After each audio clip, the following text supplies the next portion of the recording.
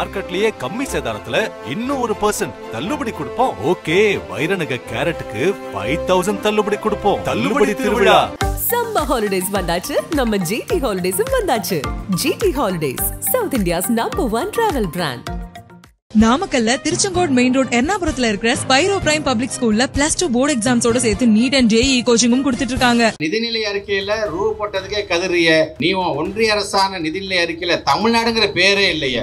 எப்ப பார்த்தாலும் நம்மள ஓட ஓட விரட்டுகிறார்களே என்கின்ற எரிச்சல் உங்களுக்கு. 90% இந்துக்கள் இருக்கிற இந்த தமிழ்நாட்டுல பிஜேபி எப்படா தோக்குதுன்னு யூபி காரனுக்கு ஒரு குழப்பம். எந்த வளர்ச்சியுமே கொடுக்காத யூபியில பிஜேபி எப்படா ஜெயிக்குதுன்னு தமிழ்நாட்டுக்காரனுக்கு குழப்பம். டெல்லிக்கு போறீங்க, ஒவ்வொரு காரு மாறி போறீங்க. பார்த்து நாங்க நாட்டு நலனுக்காக நாங்க பேசுவோம். எங்களுக்கு தானே தெரியும் அங்க என்ன பிரச்சனை. நீங்க போய் பேசிட்டு இருப்பீங்க, உங்களுக்கு இருக்கின்ற பிரச்சனை என்ன, உங்க கட்சி உள்ளுக்கு இருக்கின்ற பிரச்சனை என்னன்னு எங்களுக்கு தானே தெரியும். சட்டமன்றத்தில் எதையும் பேசாம எப்ப பார்த்தாலும் வெளிநடப்பு என்று செய்து கொண்டிருக்கின்ற அந்த அதிமுகவுக்கு நான் ஒன்னே சொல்றேன், தன்னுடைய மொழியை மறந்தவன் முழுமையாக தன்னுடைய முகவரியை மறந்தவனுக்கு சமம் என்பதை நினைத்தவர். மத்திய சர்க்கார் நிதி என்று சொல்வது வழக்கத்தில் வந்தது. இந்தியாவில் இருக்கின்ற ஒவ்வொரு மாநிலமும் தன்னுடைய வரி பணத்தை கொடுக்குது பாத்தீங்களா, அதில் வருகின்ற அந்த நிதியை வைத்து அதை பிரித்து கொடுத்து செய்வதுதான் ஒரு மத்திய சர்க்கார். அண்ணாவே ரொம்ப அழகா சொல்றாரு. எதிர்கட்சி சார்ந்த விமர்சனம் என்ன சொன்னா அவங்களுக்கு யானைக்கால் வியாதி இருக்கு என்று சொல்லுவான். நாம மேடை போட்டு நல்ல கால காமிச்சோன்னு சொன்னா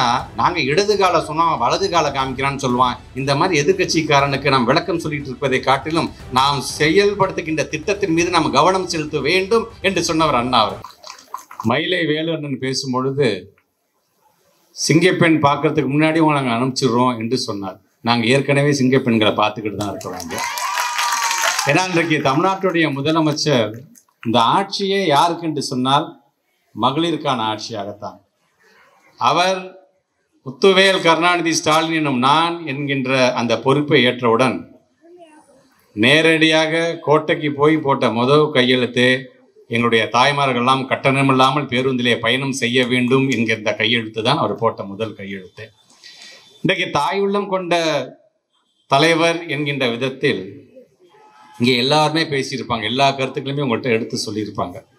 நான் அதிகப்படியாக நேரம் எடுத்துக்கொள்ள விரும்பவில்லை என்று சொன்னாலும் இந்த தாயுள்ளம் கொண்ட தலைவர் என்பது எப்படி பொருத்தமாக இருந்தது என்று சொன்னால், உங்களுடைய ஆதரவோடு ஒரு ஆட்சி பொறுப்புக்கு நாங்கள் வந்ததுக்கு பிறகு தமிழ்நாட்டுடைய முதலமைச்சர் கோயம்புத்தூரில் இருக்கின்ற ஒரு கொரோனா வார்டுக்கு நேரடியாக செல்கிறார். அந்த பாதுகாப்பு கவசத்தை அணிந்து கொண்டு நேரடியாக உள்ளே சென்று சொந்த பந்தமே நம்ம பார்க்கறதுக்கு பயந்தாங்க. யாராவது ஒருத்தங்க இறந்து போயிட்டாங்க, நம்ம வெளியில போகும்போது எங்கேயாச்சும் ஃப்ளெக்ஸ் போர்டு வச்சிருந்தா தான் நமக்கே தெரியும், அடடா இவர் இறந்து போயிட்டாரா என்று இருந்த சூழ்நிலை. ஒரே வீட்டில் இருந்தாலும் பக்கத்தில் ரூமா இருந்தாலும் எட்டி கூட பார்க்காத அளவிற்கான ஒரு பயம். ஆனால் தமிழ்நாட்டுடைய முதலமைச்சர் அந்த கொரோனா வார்டுக்கு நேரடியாக செல்கிறார். அங்கே கொரோனாவால் பாதிக்கப்பட்டிருக்கின்ற நோயாளிகளை பார்த்து சொல்றார், பயப்படாதீங்க, உங்களுக்காக நான் இருக்கிறேன் என்று சொன்னவர் தமிழ்நாட்டுடைய முதலமைச்சர். பொருத்தமான தாயில்லம் கொண்ட தலைவர். ஏன் அவருக்கும் குடும்பம் இருக்கின்றது, அவருக்கும் பிள்ளை இருக்கின்றது, அவருக்கு மட்டும் அச்சம் இருக்காதா? ஏன் இந்த மாதிரியாக நீங்க உங்களுடைய உயிரை பணயம் வைத்துக் கொண்டுதான் உள்ளே செல்ல வேண்டுமா என்று சொன்ன பொழுது தன்னுடைய குடும்ப உறுப்பினர்களும் ஒன்னே ஒன்று தான் சொன்னார், என்னை இந்த இடத்தில் அமர வைத்திருக்கின்ற என்னுடைய தமிழ்நாட்டு மக்களுக்காக நான் எதையும் செய்வதற்கு தயாராக இருக்கிறேன் என்று சொன்னவர் தமிழ்நாட்டுடைய முதலமைச்சர். இங்கே பேசிய நம்முடைய அண்ணன் மயிலை வேலு அவர்கள் சொன்னது போல நம்மை காக்கும் 48 இன்னுயிர் காப்போம் என்கின்ற ஒரு திட்டம். அவர் சொன்னார், யார் அடிபட்டாலும் சரி, அது நம்முடைய தமிழ்நாட்டை சார்ந்திருக்கின்ற மக்களாக இருக்கலாம், வெளி மாநிலத்தை சார்ந்திருக்கின்ற மக்களாக இருக்கலாம், ஏன் வெளிநாட்டை சார்ந்தவங்க வரும்போது ஏதாச்சும் ஒரு விபத்தில் அவன் சிக்கி கொண்டான் என்று சொன்னால் முதல் 48 மணி நேரத்தில் அவனுக்கு என்ன மாதிரியான சிகிச்சை எல்லாம் வழங்கப்படுகின்றதோ அதற்கான செலவாக 1 லட்சம் ரூபாய் என்று சொல்லி இன்னைக்கு 2 லட்சம் ரூபாய் வரைக்கும் அரசாங்கமே ஏற்றுக்கொள்ளும் என்ற அளவிற்கான ஒரு மிகப்பெரிய திட்டம். பொதுவாக தவிக்கிற வாய்க்கு யாராவது தண்ணி கொடுத்தா கூட என்ன தெரியுமா சொல்லுவாங்க, நீ நல்லா இருக்கணும்பா அப்படின்னு சொல்லுவாங்க. இது நம்முடைய தமிழ்நாட்டு மக்களுக்கான ஒரு மிகப்பெரிய ஒரு பண்பாடு. ஆனால் அந்த நிதிநிலை அறிக்கையில் நீங்கள் பார்த்துருக்கலாம், இதுவரைக்கும் இந்த இன்னுயிர் காப்போம் நம்மை காக்கும் 48 என்கின்ற திட்டத்தின் மூலமாக ஏறத்தாழ 3,43,000 உயிர்களை காப்பாற்றியிருக்கிறார் தமிழ்நாட்டுடைய முதலமைச்சர் என்று சொன்னால் அந்த குடும்பம் அவர் எந்த அளவுக்கு வாழ்த்தி கொண்டிருக்கும் என்பதை நீங்கள் பார்க்க வேண்டும். ஆக இது மட்டுமா, காலை சிற்றுண்டி இங்கே எல்லோரும் சொன்னது போலதான் இன்றைக்கு மாணவ செல்வங்கள்லாம் பள்ளிக்கூடத்துக்கு வரும்பொழுது தமிழ்நாட்டு முதலமைச்சர் சொன்னது ஒன்றே ஒன்று தான், முதல்ல என் பிள்ளை வயிறார சாப்பிடணும், அதுக்கப்புறமேட்டு நல்லா விளையாடட்டும், அதுக்கப்புறமேட்டு அவன் படிக்கலாம் என்று சொல்லி ஏறத்தாழ ஒரு ஆண்டுக்கு 600 கோடி ரூபாய் என்று இதற்காக ஒரு நிதியை ஒதுக்கீடு செய்து முதலமைச்சரின் காலை உணவு திட்டம் என்கிற திட்டத்தின் மூலமாக பிள்ளைகளுக்கு மட்டும்தான் நாங்கள் உணவளிக்கிறோம் என்று நினைக்கிறீர்களா? தாய்மார்களுக்கான அந்த மன நிம்மதியையும் தரக்கூடிய ஒரு திட்டமாக இந்த திட்டம் இருக்கிறது என்று சொன்னால் அதற்கு தாயுள்ளம் கொண்ட நம்முடைய தமிழ்நாடு முதலமைச்சருடைய அந்த பணி. ஆக இப்படி தாயுள்ளம் என்று சொல்லும் பொழுதெல்லாம் நம்முடைய மகளிர் உரிமை தொகை என்கின்ற முத்தமிழ்கிற கலைஞருடைய அந்த உரிமை தொகை திட்டம் இதுவரைக்கும் 1,15,00,000 பேருக்கு நான் மாதம் 1000 ரூபாய் வழங்குகிறோம் என்று சொல்லும் பொழுது இன்றைக்கு இந்த நிதிநிலை அறிக்கையில் ஏறத்தாழ 13,887 கோடி ரூபாய் ஒதுக்கீடு செய்யப்பட்டு இதுவரைக்கும் யார் யாருக்கெல்லாம் வழங்கப்பட்டு கொண்டிருக்கின்றது அது ஒரு பக்கம். இன்றைக்கு தனியாக இந்த துறையை கண்காணிக்கக்கூடிய நம்முடைய மாண்புமிகு துணை முதலமைச்சர் சொல்லியிருக்கிறார், மிக விரைவாக யார் யாரெல்லாம் பதிவு செஞ்சு இன்னும் கிடைக்காம இருக்கின்றதோ இனி வருங்காலத்தில் அவர்களுக்கும் அது கிடைக்கும் என்று சொல்லுகின்ற அளவிற்கான அந்த திட்டமாக இருந்தாலும் சரி. அதே போன்று இந்த நிதிநிலை அறிக்கையில் பல்வேறு திட்டத்தை நம்ம கொண்டு வந்திருக்கணும் என்று சொன்னாலும் கொள்கை எதிரிக்கு எது தெரியுமா கண்ணை உறுத்துது? தமிழ்நாட்டுடைய முதலமைச்சர் முன்னாடியே சொன்னார் பார்த்தீங்கன்னா, ரூ அப்படின்னு போட்டு இந்த நிதிநிலை திட்டத்தை ஆரம்பிச்சது. அந்த ரூன்னு போட்டது அவங்களுக்கு கண்ணை உறுத்திக்கிறது. இருக்கிற திட்டத்தெல்லாம் விட்டுட்டான். இந்த ரூன்னு எப்படி இவங்க போடலாம், ரூன்னு எப்படி இவங்க போடலாம் என்று சொல்லும் பொழுது அவன் பயப்படுறது ரூவை பார்த்து இல்லை, அவன் பயப்படுறது தமிழை பார்த்து, தமிழ் மக்களை பார்த்து, தமிழ்நாட்டை பார்த்து, முத்துவேல் கருணாநிதி ஸ்டாலின் என்கின்ற மாண்புமிகு தமிழ்நாட்டு முதலமைச்சரை பார்த்து அவன் பயப்படுறான், கதறான். இது எங்க சொல்லணும்னா கொள்கை எதிரிகள் அதிகமாக இருக்கின்ற பகுதின்னு சொல்லிக்கிட்டே இருந்தாங்களா ஒரு காலத்துல. அந்த மயிலாப்பூர் தொகுதியில் தான் எடுத்து சொல்லணும். ஆனால் அதையும் உடைத்து எறிந்தவர் யார் என்று சொன்னால் அண்ணன் மயிலை வேலுக 13,000 வாக்கு வித்தியாசத்தில் வெற்றி பெற்று இன்றைக்கு உங்கள் வீட்டு பிள்ளையாக உங்களுடைய உள்ளத்தில் இடம் பிடிக்கக்கூடிய சட்டமன்ற உறுப்பினராக இன்னைக்கு அவர் பணியாற்றி கொண்டிருக்கின்றார். ஆக நிதிநிலை அறிக்கையில ரூ போட்டதுக்கே கதிரிய நீ ஒன்றிய அரசான நிதிநிலை அறிக்கையில தமிழ்நாடுங்கிற பேரே இல்லையே, அப்ப நாங்க எந்த அளவுக்கு நாங்க உங்களை நாங்கள் பார்க்க வேண்டும். ஆக எங்களை எப்படி பார்க்கல என்று சொன்னா ஒவ்வொரு முறையும் இந்த நாடாளுமன்ற தேர்தல் வந்தா ஒட்டுமொத்தமாக எல்லா மாநிலமும் ஒரே மாதிரியான கருத்தை சொல்லும்போது தமிழ்நாடு மட்டும் என்னப்பா எப்ப பார்த்தாலும் நம்மளை ஓட ஓட விரட்டுகிறார்களே என்கின்ற எரிச்சல் உங்களுக்கு என்னப்பா பிரச்சனைனா 90% இந்துக்கள் இருக்கிறாங்க, 90% இந்துக்கள் இருக்கிறாங்கன்னு சொல்றாங்களே தமிழ்நாட்டில். இப்போ ஒரு பெரிய குழப்பம் என்னன்னா 90% இந்துக்கள் இருக்கிற இந்த தமிழ்நாட்டில் பிஜேபி எப்படா தோக்குதுன்னு யூபிக்காரனுக்கு ஒரு குழப்பம். எந்த வளர்ச்சியுமே கொடுக்காத யூபியில் பிஜேபி எப்படா ஜெயிக்குதுன்னு தமிழ்நாட்டுக்காரனுக்கு குழப்பம். ஒன்று மட்டும் தெரியுது, இந்தியாங்கிறது ஒரு நாடு இல்லை அப்படிங்கிறது இதிலே தெரிஞ்சு போயிடுச்சு. ஆக இப்படி நம்மளை வஞ்சிக்கக்கூடிய பாரதிய ஜனதா அவருடைய நிதிநிலை அறிக்கையில் எதுவுமே நமக்கான திட்டத்தை கொடுக்காமல், ஆனால் நாம் என்னென்ன திட்டம் கொண்டு வந்திருக்கோம், மகளிர் உரிமை தொகையை நம்ம விரிவுபடுத்த போகிறோம்னு சொல்கிறோம். கிட்டத்தட்ட 18,000 புதிதாக சுயோதி குழுக்களை உருவாக்க போகிறோம்னு சொல்கிறோம். கிட்டத்தட்ட 18 இடங்களுக்கு மேலே தோழி விடுதிகள். இந்த தோழி விடுதிகள் என்று சொன்னால் திருச்சியிலேருந்து இப்போ சென்னைக்கு வராங்க, வேலைக்கு வராங்க, ஒரு பெண்கள்லாம் வராங்க அப்படின்னா அவங்க எங்கே தங்குவாங்க, புதிதான இடம் எந்த இடத்துல தங்குவது என்று வரும்பொழுது அவர்களுக்கென்று அரசாங்கமே மிகவும் மிகவும் சிறிய தொகையில் அரசாங்கமே அவர்களை தங்க வைக்கின்ற அளவுக்கு ஒரு விடுதியை கட்டி கொடுத்துட்டோம் ஏற்கனவே. இன்றைக்கு புதிதாக ஒரு 18 தோழி விடுதிகளை கட்டப்போறோம் என்று சொன்னால் இனி வருகின்ற தோழி விடுதிகள் என்பது பணி செய்கின்ற பெண்களுக்கு மட்டுமல்ல, வெளியூர்ல போய் எங்காச்சும் பிள்ளைங்க படிக்கணும்னு ஆசைப்பட்டாலும் அவர்களும் அங்கே தங்கலாம் என்கின்ற திட்டம். ஆக இன்னொன்று நிதிநிலை அறிக்கையில கிட்டத்தட்ட 1,00,000 மாணவ செல்வங்களுக்கு என்று கல்வி கடனை நாங்கள் வழங்க போகிறோம் என்கின்ற ஒரு திட்டம். சென்னைக்கு பக்கத்தில் ஒரு புதிய நகரத்தை உருவாக்க போகிறோம் என்ற ஒரு திட்டம். 40,000க்கும் மேற்பட்டிருக்கின்ற அரசு பணியாளர்களை ஊழியர்களை நாங்கள் வேலைக்கு எடுக்க போகிறோம் என்கின்ற அறிவிப்பு. ஆக இப்படி ஒவ்வொன்றையும் பார்த்து பார்த்து ஒரு நாட்டினுடைய வளர்ச்சிக்கு என்ன செய்ய வேண்டுமோ அதை செய்து கொண்டிருப்பவர் தமிழ்நாட்டுடைய முதலமைச்சர். ஆனால் நீங்க என்ன பண்றீங்க, இன்னைக்கு எதிர்கட்சின்னு சொல்லிட்டு ஒரு கட்சி இருக்கின்றது. அந்த கட்சிக்கு நம்மளுடைய இந்த நிதிநிலை அறிக்கையை பாராட்டுறதுக்கு மனசு இல்லை என்று சொன்னாலும் விமர்சனம் செய்யாமலாச்சும் இருக்கலாம். ஆனால் அவங்களுடைய வேலை என்ன பாவம், ஒன்றிய அரசு சின்ன பிள்ளைங்களுக்கு நம்ம சொல்லி கொடுத்தா அப்படியே போய் ஒப்பிப்பாங்க தெரியுமா, அந்த மாதிரி ஒன்றிய அரசு என்ன சொல்லுதோ அப்படியே இங்கே ஒப்பிச்சிடுறது. நடந்து முடிந்த நாடாளுமன்ற தேர்தலில் எங்களுக்கும் அவங்களுக்கு சம்பந்தம் இல்லை அப்படின்னு சொல்லி நின்னாங்க. ஆனால் நீங்கள் எப்படி நின்னாலும் தமிழ்நாட்டு மக்கள் உங்களை நம்ப போகிறதில்ல, அது வேற விஷயம். ஆனால் இன்னைக்கு 2 நாளைக்கு முன்னாடி என்ன பண்ணுறீங்க? டெல்லிக்கு போகிறீங்க, ஒவ்வொரு காரு மாறி போகிறீங்க. அது ஏன் அப்படி ஒளிஞ்சு போகணும்னு எனக்கு தெரியல. போய் அமித்ஷாவை போய் பார்க்குறீங்க. பார்த்து நாங்கள் நாட்டு நலனுக்காக நாங்கள் பேசுவோம். எங்களுக்கு தானே தெரியும் அங்கே என்ன பிரச்சனை. நீங்கள் போய் பேசிட்டு இருப்பீங்க, உங்களுக்கு இருக்கின்ற பிரச்சனை என்ன, உங்கள் கட்சி உள்ளுக்கு இருக்கின்ற பிரச்சனை என்னன்னு எங்களுக்கு தானே தெரியும். நாங்கள் நாட்டு நலனுக்காக நாங்கள் பேசுவோம். ஏன் நாட்டு நலனுக்காக சட்டமன்றத்தில் பேசேன்? சட்டமன்றத்தில் எதையும் பேசாமல் எப்போ பார்த்தாலும் வெளிநடப்பு என்று செய்து கொண்டிருக்கின்ற அந்த அதிமுகவுக்கு நான் ஒன்னே சொல்கிறேன். 2026 இன்னைக்கு சட்டமன்றத்தை விட்டு வெளிநடப்பு செய்கிறீர்கள். 2026 நாட்டை விட்டே அவங்களை வெளிநடப்பு செய்கின்ற அளவுக்கு எங்களுடைய மக்கள் தீர்ப்பை வழங்குவார்கள் என்று நான் சொல்ல கடமைப்பட்டிருக்கின்றேன்.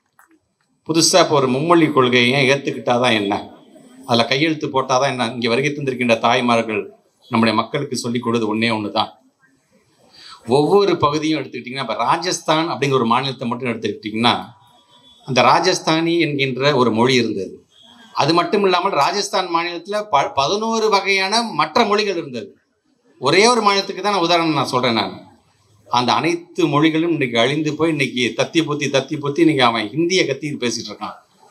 தன்னுடைய மொழியை மறந்தவன் முழுமையாக தன்னுடைய முகவரியை மறந்தவனுக்கு சமம் என்பதை நினைத்தவர் தமிழ்நாட்டுடைய முதலமைச்சர்கள். அதனால தான் சொன்னார், நீ 2000 கோடி கொடுத்து இந்த மும்மொழி கொள்கையில் நீ கையெழுத்து போட சொன்னேன்னு சொன்னால் 2000 ஆண்டுகளுக்கு என்னுடைய தமிழ் சமுதாயத்தை நான் பின்னோக்கி இழுத்து செல்வதற்கான அந்த பாவத்துக்கு நான் ஆளாகி விடுவேன். அதனால் 2000 நீ 10,000 கோடி கொடுத்தாலும் எனக்கு உன்னுடைய கொள்கைக்கு நான் உடன்பாடு இல்லை என்று சொன்னவர் தமிழ்நாட்டுடைய முதலமைச்சர். சொன்னது மட்டுமல்ல, அதற்கான நிதியை மாநில அரசே ஏற்றுக்கொள்ளும். இதனால் 43 லட்சம் மாணவருடைய எதிர்காலம், 32,000க்கும் மேற்பட்டிருக்கின்ற ஆசிரியர்கள் அல்லாத பணியாளர்களுடைய எதிர்காலம், பல்வேறு பள்ளிக்கல்வித்துறை சார்ந்திருக்கின்ற திட்டங்கள் எதனா அப்படி நின்று போச்சு. தமிழ்நாடு முதலமைச்சர் சொன்னால் கவலைப்படாத, அந்த 2152 கோடியை நான் தரேன் என்று சொல்லக்கூடிய தமிழ்நாட்டுடைய முதலமைச்சர் பெற்றிருக்கின்றோம். தாயுள்ளம் கொண்ட தலைவரை நாம் பெற்றிருக்கின்றோம். இயற்கை பேரிடர் வந்துச்சு, 45,000 கோடி கொடுங்கயான்னு கேட்டால் வெறும் 273 கோடி ரூபாய் மட்டும் தருகிறீங்களே, இது எந்த விதத்தில் நியாயம் என்று தான் நாங்கள் கேட்கிறோம்.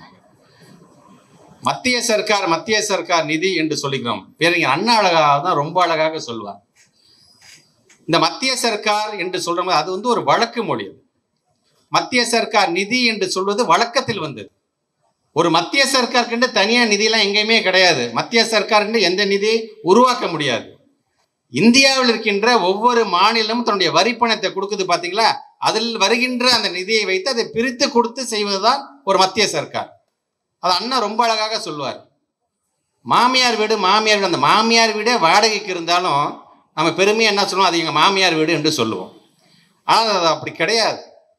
இன்றைக்கு மத்திய சர்க்கார் என்று சொல்வது, மத்திய சர்க்கார் என்பது வழக்கு மொழி தானே தவிர, மத்திய சர்க்கார் நிதி என்பது வழக்கு மொழி தானே தவிர, மத்திய சர்க்காருக்கு தனியாக நிதி இல்லை என்று சொன்னவர் பேரறிஞர் அண்ணா. ஆனால் இன்னைக்கு இதெல்லாம் கேட்டால் அங்கே என்ன சொல்கிறாங்க, தமிழ் படிச்சுன்னா பிச்சை கூட எடுக்க முடியாது என்று ஒரு ஒன்றிய அமைச்சர் சொல்லுகிறார். நம்மை பார்த்து நாகரிகமற்றவர்கள் என்று ஒரு ஒன்றிய அமைச்சர் சொல்றார். அதான் தமிழ்நாட்டு முதலமைச்சர் சொன்னார், யோ நீங்களாம் 1000 2000 இல்லையா, நீ 500 600 வருஷத்துக்கு முன்னாடி இருந்த முடியாது, நாங்கள் 5300 ஆண்டுகளுக்கு முன்பிருந்தே இருக்கிறோம் என்று வெறும் பேச்சளவுல சொல்லலை, அறிவியல் சார்ந்து அதை நிரூபித்திருக்கார். அறிவியல் சார்ந்து நிரூபிக்கிறதுக்கு எங்கெங்க திரும்ப ஆய்வகத்துக்கு அனுப்பிச்சு வச்சோம். இப்போ நம்ம தமிழ்நாட்டில் இருக்க ஒரு ஆய்வகத்துக்கு நம்ம அனுப்பிச்சு வச்சு சொன்னோம்னா, ஐயோ தமிழ்நாட்டு மக்கள் இவங்களே சொல்லிக்கிறாங்கப்பா என்று சொல்லலாம். எங்கே அனுப்பிச்சு வைக்கிறோம்? மகாராஷ்டிராவுக்கு அனுப்பிச்சு வைக்கிறோம், குஜராத்துக்கு அனுப்பிச்சு வைக்கிறோம், இதை விட அமெரிக்காவில் இருக்கின்ற புளோரிடாவுக்கு அனுப்பிச்சு வைக்கிறோம். இதெல்லாம் பாருங்க, நம்முடைய கொள்கை எதிரிகள் இருக்கின்ற ஒரு மாநிலம். இதற்கெல்லாம் மேலே முதன்மையாக இருக்கக்கூடிய, உலகத்திலே முதன்மையாக இருக்கின்ற புளோரிடாவில் இருக்கின்ற ஒரு ஆய்வகம். இவங்கெல்லாம் பார்த்துட்டு சொல்கிறாங்க, பொதுவாக இந்த கிரீக்கு இந்த மாதிரி இடத்துல தான் சொல்லுவாங்க, அப்பா 4000 வருஷத்துக்கு முன்பு இருந்தே மனிதன் இருந்திருக்கிறான்ப்பா, இங்கே நாகரிகம் வந்துருப்பா சொல்கிறான்ப்பா.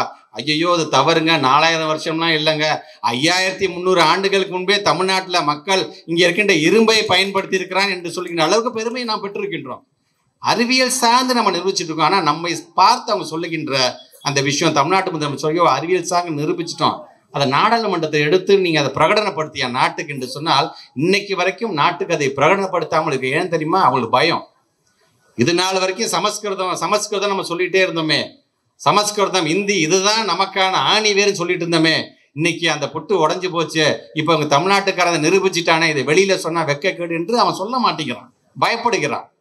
ஆக இப்படி நம்மை வஞ்சிக்கக்கூடிய அளவிற்கு இந்த ஒன்றிய அரசாங்கம் இருந்து கொண்டிருக்கிறது. அது சார்ந்து நமக்கான பல்வேறு விமர்சனங்கள் நம்ம மீது வைக்கும் பொழுது, அதுவும் அண்ணாவே ரொம்ப அழகா சொல்றாரு. எதிர்கட்சி சார்ந்த விமர்சனம் என்ன சொன்னா, அவங்களுக்கு யானைக்கால் வியாதி இருக்கு என்று சொல்லுவான். நாம மேடை போட்டு நல்ல காலை காமிச்சோன்னு சொன்னா, நாங்க இடது காலை சொன்னோம் வலது காலை காமிக்கிறான்னு சொல்லுவான். இந்த மாதிரி எதிர்கட்சிக்காரனுக்கு நாம் விளக்கம் சொல்லிட்டு இருப்பதை காட்டிலும் நாம் செயல்படுத்துகின்ற திட்டத்தின் மீது நாம் கவனம் செலுத்த வேண்டும் என்று சொன்னவர் அண்ணா அவர்கள். இன்றைக்கு அதை கடைபிடிக்கக்கூடியவராக இன்றைக்கு தமிழ்நாட்டுடைய முதலமைச்சர் இன்றைக்கு இருந்து கொண்டிருக்கின்றார். வருகை தந்திருக்கின்ற இந்த பகுதியை சார்ந்திருக்கின்ற நீங்கள் தெளிவாக உன்னை தெரிந்து கொள்ள வேண்டும். தொடர்ந்து உங்களுடைய ஆதரவை தமிழ்நாட்டு முதலமைச்சருக்கு வழங்குங்கள், திராவிட முன்னேற்ற கழகத்துக்கு வழங்குங்கள் என்று சொன்னால், ஏதோ மேடையில் அமர்ந்திருக்கின்ற நாங்களாம் சட்டமன்ற உறுப்பினராகவே இருக்க வேண்டும், அமைச்சர்களாகவே இருக்க வேண்டும் என்பதற்காக மட்டுமல்ல, ஒட்டுமொத்தமாக மாநில உரிமைகளை நாம் காக்க வேண்டும் என்று சொன்னால், தமிழ் மொழியை நாம் காக்க வேண்டும் என்று சொன்னால், நம்முடைய இனத்தை நாம் காக்க வேண்டும் என்று சொன்னால், தமிழ்நாட்டை நாம் காக்க வேண்டும் என்று சொன்னால், நீங்கள் நம்முடைய தமிழ்நாட்டு முதலமைச்சருடைய கரத்தை நீங்கள் வலுப்படுத்த வேண்டும். இது எனது ஆட்சி அல்ல, இது நமது ஆட்சி என்று சட்டமன்றத்தில் சொல்லுகிறாரே நம்முடைய தமிழ்நாட்டுடைய முதலமைச்சர். இன்னைக்கு மயிலை வேலன் சொன்னது போல, வாக்களித்தாலும் வாக்களிக்காவிட்டாலும் அனைவருக்குமான அரசாங்கமாக இது இருக்கும் என்று சொன்னாரே, அந்த தமிழ்நாட்டு முதலமைச்சருடைய கரத்தை நீங்கள் வலுப்படுத்த வேண்டும் என்று நாங்கள் கேட்டுக்கொள்கின்றோம். அதனால்தான் இன்றைக்கு பட்டி தொட்டி எல்லாம் நம்முடைய தமிழ்நாட்டு முதலமைச்சருடைய பிறந்த நாளை இன்னைக்கு நாம் மகிழ்ச்சியோடு நாம் கொண்டாடி கொண்டிருக்கிறோம் என்று சொல்லும் பொழுது, ஏதோ ஒரு தனி மனிதனுடைய வாழ்வுக்காக மட்டுமல்ல, அந்த மனிதன் வாழ்கிறார் என்று சொன்னால் தமிழ் இனம் வாழும், தமிழ் வாழும், தமிழ்நாட்டு மக்கள் வாழ்வார்கள் என்பதற்காகத்தான் அதை நாங்கள் சொல்கின்றோம். ஆக வருகை தந்திருக்க நீங்கள் தொடர்ந்து உங்களுடைய நல்ல ஆதரவினை தமிழ்நாட்டு முதலமைச்சருக்கும் திராவிட முன்னேற்ற கழகத்திற்கும் நீங்கள் தொடர்ந்து நீங்கள் வழங்க வேண்டும் என்று சொல்லி, தமிழ்நாடு போராடும், தமிழ்நாடு வெல்லும் என்று சொல்லி இந்த உரையை நிறைவு செய்கிறேன். நன்றி, வணக்கம். நக்கீரன் டிவிக்கு சப்ஸ்கிரைப் செய்யுங்கள். உங்கள் ஆதரவே எங்கள் பலம். ஆசிரியர்களுக்கு நண்பனாகவும் மாணவர்களுக்கு ஆசானாகவும் திகழும் தேர்வு வழிகாட்டி.